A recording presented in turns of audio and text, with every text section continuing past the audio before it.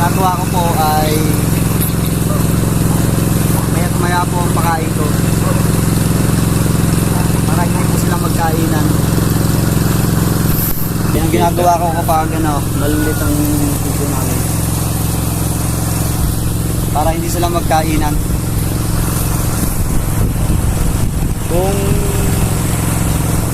sa mga bago po, pwede po kayong subscribe sa akin sa YouTube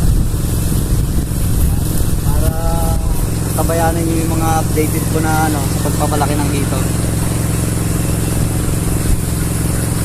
Sa isang araw nakakapagpakain ako ng 6 na beses hanggang 7 sa isang araw. Bago ang pakain ko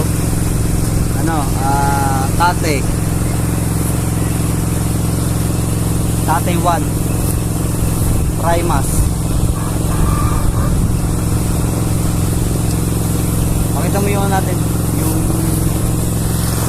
Yung ganyan. yung natin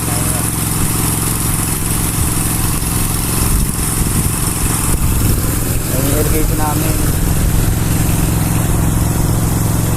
Ayan po, malalaki na. Pakain ako ng pakain yan.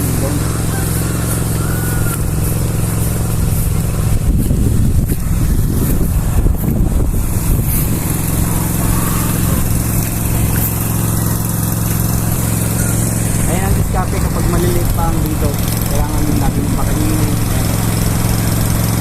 Huwag kang magtipid. Kasi pag nagtipid ka, kakainin yan mga yan. Kung maliliit pa, pakainin ng maliliit. Mga pagkain, mga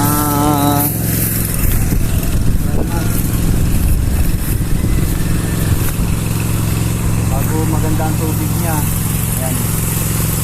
Ayan. Para hindi siya magkapunggos.